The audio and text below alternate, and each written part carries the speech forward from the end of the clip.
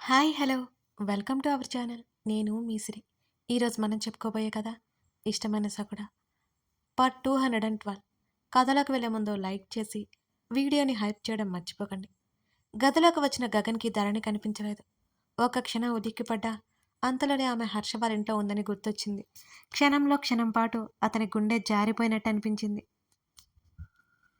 అలా బెడ్ మీద వెనక్కి వాలి కూర్చున్నాడు. ఆ అమ్మాయిని పట్టుకుంటే గాని అసలు విషయం ఏంటో తెలియదు.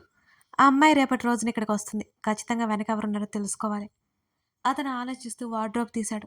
అతని ఫైల్స్ ఏవో చెక్ చేసుకుంటుండగా కొన్ని అతని చేయి తగిలి కింద పడ్డాయి. అవన్నీ తీసిపెడుతూ ఆ పక్కనే ఉన్న మేఘన డైరీ పెన్ డ్రైవ్ కనిపించగా అవి చేతుల్లోకి తీసుకున్నాడు. అతను చేస్తున్న పని మర్చిపోయి దాన్ని తీక్షణంగా చూశాడు. ఆ డైరీ ఓపెన్ చేశాడు. అందులో మేఘన రాసుకున్న ప్రతి ఒక్క అక్షరం అతని గుండెని మరింత భారం చేస్తున్నట్టుగా ఉంది. ఆమెను చివరగా కలిసిన క్షణం వరకు అందులో మొత్తం రాసి ఉంది. చేతిలో ఉన్న పెన్ డ్రైవ్ని చూశాడు. తన ల్యాప్టాప్కి కనెక్ట్ చేసుకుని బెడ్ మీద కూర్చున్నాడు. ఆమె డ్రైవ్లో జాగ్రత్తగా దాచుకున్న ఏవో ఫైల్స్, ఆస్తి గురించిన విషయాలు, డబ్బు గురించిన విషయాలు అన్నీ ఉన్నాయి. అతనది మూసేయబోతుండగా మరో ఫైల్ కనిపించింది. అది ఓపెన్ చేశాడు. మేఘన స్క్రీన్ మీద కనిపించింది. ఆమె ఓపిక లేనట్టు పడుకుని ఉంది. ఆమె కనులు అప్పుడప్పుడు మూతలు పడి తెరుచుకుంటూ ఉన్నాయి. మేఘన పోయినట్లేదు. ఇంకా తన ముందే ఉన్నట్టుంది అతనికి. ఆమె ఏదో చెప్పడానికి సిద్ధమవుతున్నట్టుగా ఉంది. గగన్, నీతో చాలా మాట్లాడాలని ఉంది. కానీ ఆ మాటలన్నీ అనవసరం అనిపిస్తుంది. నువ్వంటావు కదూ, నాది జస్ట్ అట్రాక్షన్ అని. కాదు గగన్, కాదు. నువ్వంటే నిజంగా నాకు చాలా ఇష్టం. ఎంత ఇష్టం అంటే నాకంటే ఎక్కువ ఇష్టం. నేను చాలా పొరపాటు పడ్డాను. నా లైఫ్‌తో పాటు నీ లైఫ్ కూడా కాంప్లికేట్ చేశాను. నీకు నీ వైఫ్‌కి మధ్యలో గొడవలు రావడం నా వల్లే కదా! ఇదంతా నాకేం తెలియదు గగన్. నిజంగా నాకేం తెలియదు. నా ప్రేమ నిజం. నేను నిన్ను మనస్ఫూర్తిగా కోరుకున్నాను. నువ్వు నన్ను ఇష్టపడ్డావని నేను భ్రమపడ్డాను. కానీ అదంతా భ్రమ అని తెలియటానికి నాకు చాలా టైం పట్టింది. ఆ రోజు నేను అలా వదిలి వెళ్ళకపోయి ఉంటే నేను నిజాన్ని తెలుసుకునేదాన్నేమో. కానీ ఏం చేద్దాం? నా రాత అలాగే ఉంది. నేను తిరిగి వచ్చాక నీ పక్కన నీ భార్యను చూడగానే నా ప్రాణం పోయినట్టుంది. నేను అలా వెళ్ళిపోవడం నీకు కోపం తెప్పించిందని నేను భావించాను. నీకు క్షమాపణ చెప్పి నీ దగ్గరికి రాగానే నువ్వు వేరొకరి సొంతమని దీన్ని భరించలేకపోయాను. కానీ చాలా ప్రయత్నించాను గగన్. ఎందుకో నిన్ను మర్చిపోవడం నా వల్ల కాదు అని ఆమె కాస్త ఊపిరి తీసుకుని ఆగింది. అతను అలాగే ఆమెనే చూస్తూ వింటున్నాడు. కానీ అప్పుడు తెలుస్తుంది నాకు హార్ట్ ప్రాబ్లం ఉందని. నాకు అప్పుడు ఏం అనిపించిందో తెలుసా? అంటూ కన్నీళ్లతో నవ్వింది మేఘన.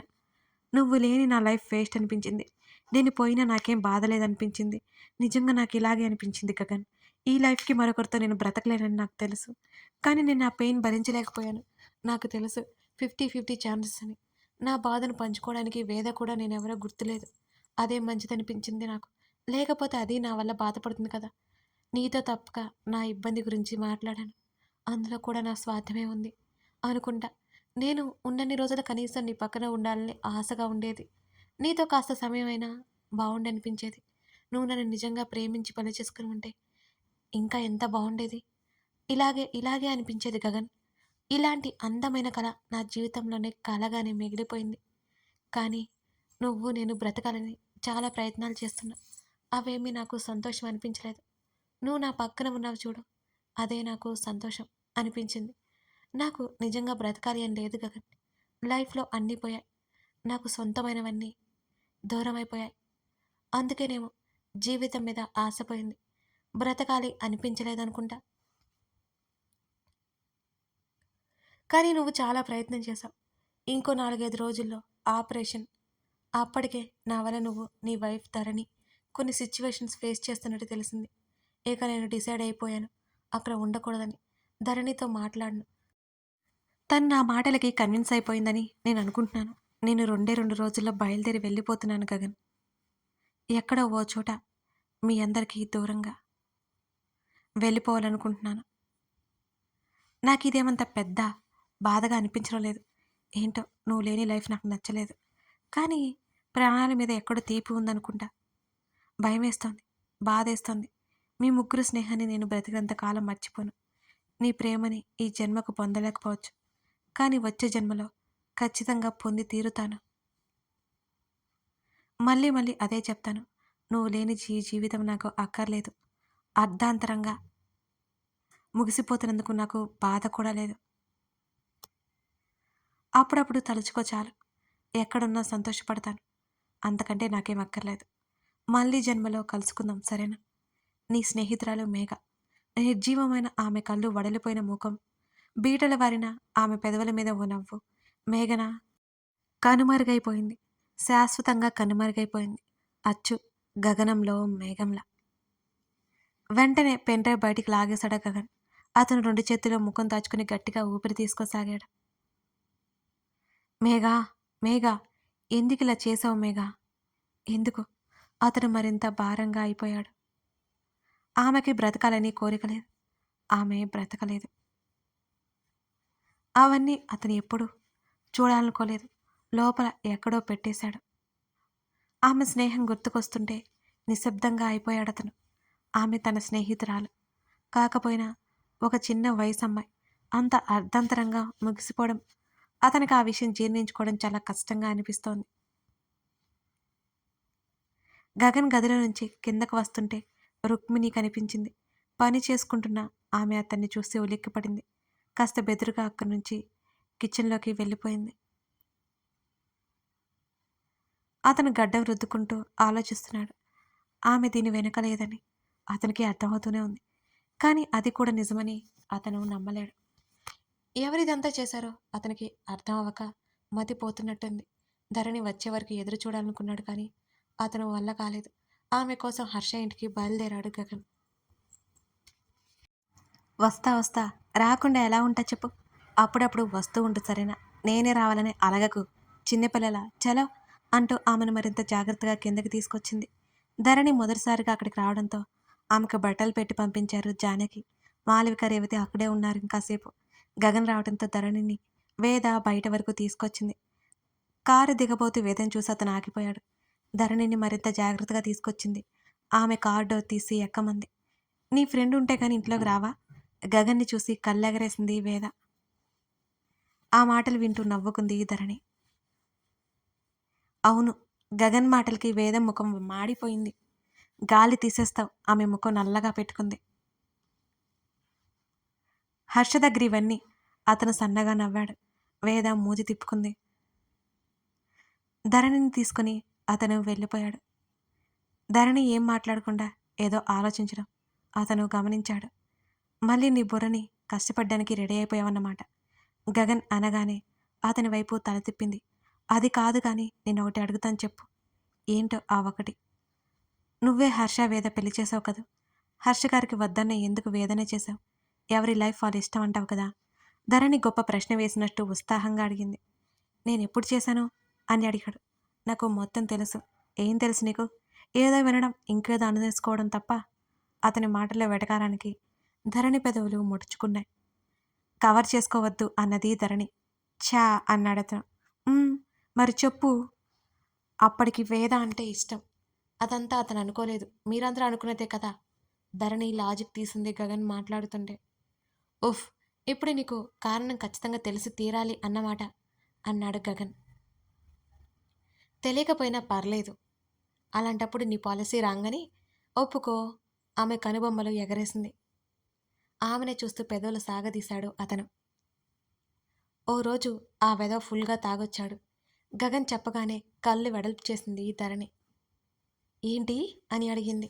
అవును, అంకుల్ తిట్టారని ఎవడో ఫ్రెండ్ సలహా పడితే ఆ సలహాని ఫాలో అయిపోయాడు.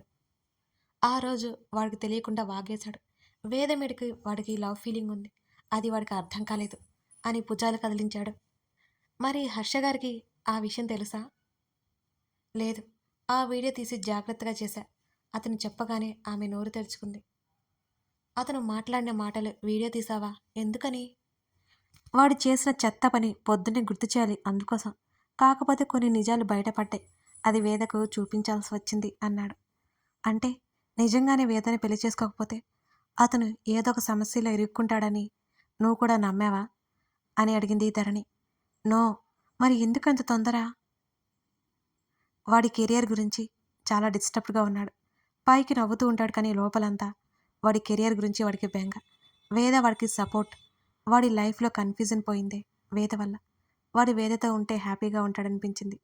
అంకుల్ అప్పటికే వాడి గురించి కాస్త టెన్షన్‌గా ఉన్నాడు. వాడికి పెళ్లి చేయాలని చెప్పగానే వేద గురించి చెప్పాను అని అన్నాడు గగన్. ధరణి ఇంకేం మాట్లాడలేదు.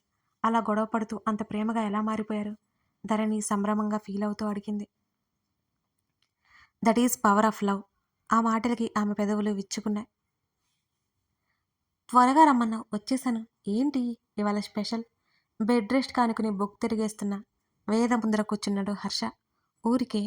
ఊరికేనా? నేను ప్రాక్టీస్ చేస్తూ వచ్చాను తెలుసా? ఆమె కాళ్ళు కిందకి లాగి ఒడిలో తలపెట్టుకుని పడుకున్నాడు హర్ష. ఏదో ఉంటేనే వస్తావా? లేకపోతే రావా? ఆమె చేతిలో ఉన్న పుస్తకం పక్కన పెట్టి అతని వంక చూసింది. ఏంటో మాటలు చాలా తేడాగా ఉన్నాయి. హర్ష బిక్కమొహం వేశాడు. మళ్ళీ ఏది తెచ్చి నెత్తి మీద వేస్తుందో అని అతనికి భయం. హర్ష, నేను ఒకటి అడుగుతా, నిజం చెప్తావా?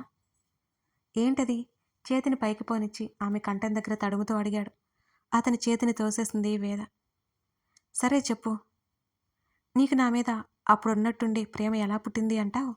ఆమె మాటలకి హర్ష ఆమె బొజ్జలో ముఖం దాచుకున్నాడు. ఆమె నడుము చుట్టూ చేతులు వేసి ఇప్పుడింత పెద్ద డౌట్ ఎందుకు వచ్చిందంటావు నీకు? అతను అడుగుతుంటే సోషల్ మీడియాలో మెరీనా ఫోటో కనిపించింది. చూస్తావా? అంది. బాబోయ్! ఇప్పుడు నన్ను దెప్పకు. అతడు ఉలిక్కిపడి లేచి కూర్చున్నాడు. లేచి వెళ్ళిపోతున్న అతని చొక్కా కాలర్ పట్టుకుంది వేద. ఏదో ఫిట్టింగ్ పెట్టబోతుందని అనుకుంటూ ఆమె వైపు చూశాడు. అరే! మాట్లాడుతుంటేనే వెళ్ళిపోతావేంటి? హర్ష! ఆమె కళ్ళెగరేసింది. ఆమె 2 చేతులు పట్టుకుని నేను చేసిన వెధవ పనులన్నిటికీ ఎప్పుడోసారి చెప్పేశాను నీకు. నువ్వు అన్నిటినీ యాక్సెప్ట్ కూడా చేశావు. మళ్ళీ ఇప్పుడు అవన్నీ మాట్లాడడం అస్సలు బాగోదు చెప్తున్నా. హర్ష ముఖం మాడి మార్చి చెప్పాడు. అది కాదు హర్ష. నువ్వు ముందు చెప్పు. నేను అప్పుడు అడగడం మర్చిపోయా. ఆమె పెదవులు బిగించింది. ఆమె 2 చేతులు పట్టుకుని ముద్దు పెట్టుకున్నాడు. ఆమె అరచేతుల్లో ముఖం దాచుకున్నాడు. వేద, నన్ను లైఫ్ లాంగ్ ఉలిక్కిపడేలా చేస్తూనే ఉంటావు నువ్వు. అతని మాటలకు ఆమె వస్తున్న నవ్వుని ఆపుకుంది. కథ కొనసాగుతోంది. అదన్నమాట సంగతి. కథ నచ్చితే లైక్ చేసి కామెంట్ చేయండి. మీ లైక్సే మీ కామెంట్స్ నేను ఇంకా ఈ కథను బాగా రాయడానికి ఉపయోగపడతాయి. మర్చిపోవద్దు ఫ్రెండ్స్. అలాగే మన సిరి డైరీస్లో నువ్వే కావాలని అనే కొత్త స్టోరీ రన్ అవుతుంది. బావ మరదల స్టోరీ. అది రాసి కూడా నేను 3 ఇయర్స్ పైన అయింది. దీనికంటే ముందే రాశాను. మీకు మళ్ళీ గగన్ ధరణిలా అంటే అలా ఉండదు. ఆ ఫీల్ మీకు ఖచ్చితంగా తెప్పిస్తుంది. Beautiful story. మిస్ చేయకుండా చూడండి. Thank you.